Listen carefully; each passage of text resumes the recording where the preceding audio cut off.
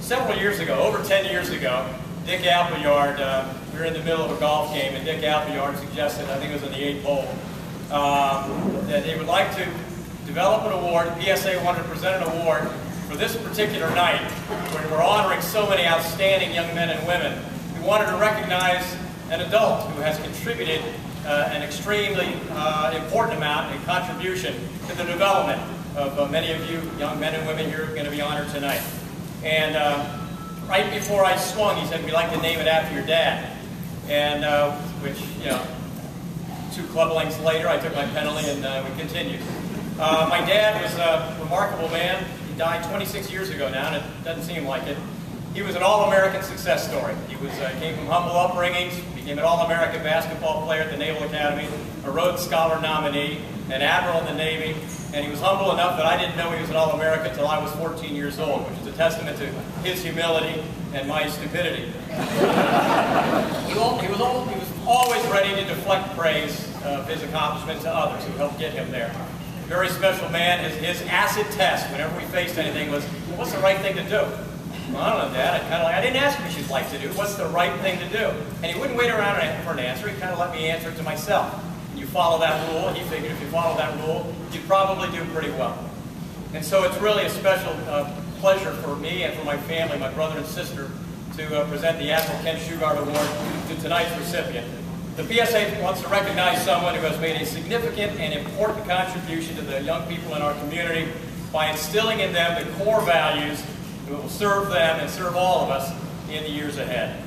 It is really a special pleasure to recognize tonight's recipient.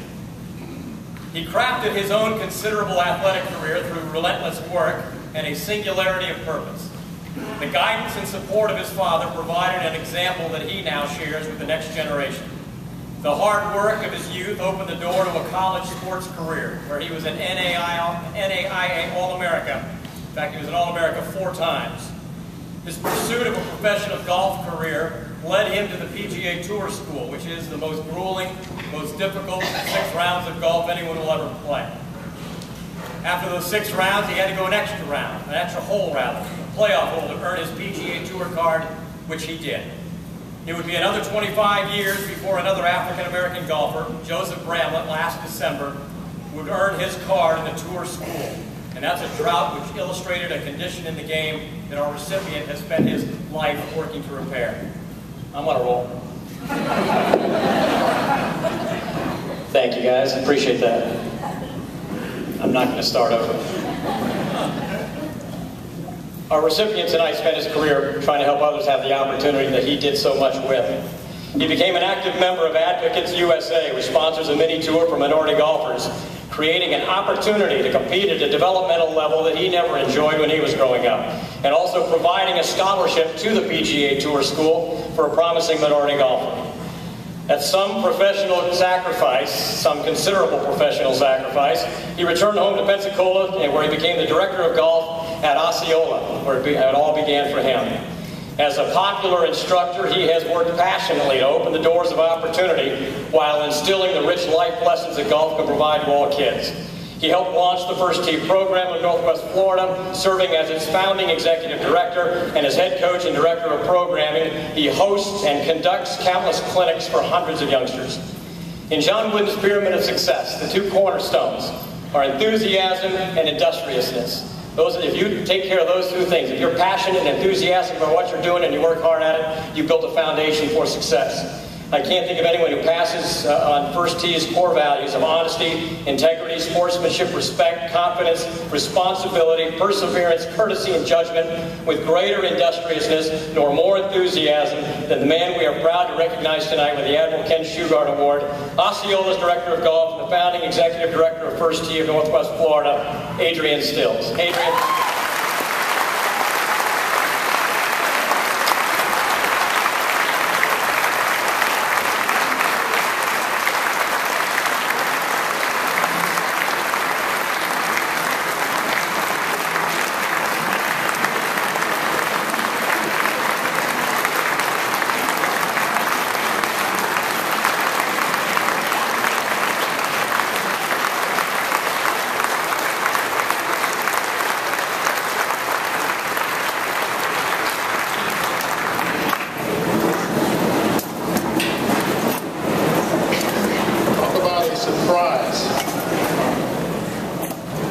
This is a very, very special award. I am honored to be here tonight.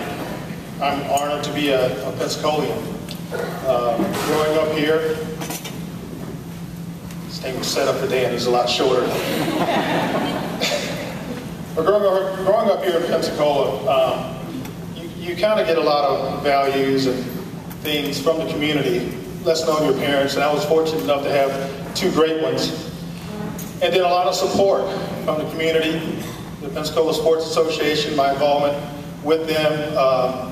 Initially when I moved back to Pensacola from Orlando, I was involved for a brief time with the foundation.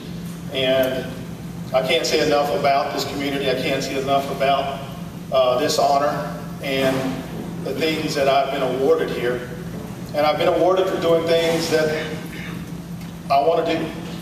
And I get rewarded every day with my involvement with First Team, with the kids, and with the development of Osceola Golf Course in the city of Pensacola. And this is just a very, very special award. I really appreciate it. Thank you very, very much. I know most of these people on this council, and thank you so much.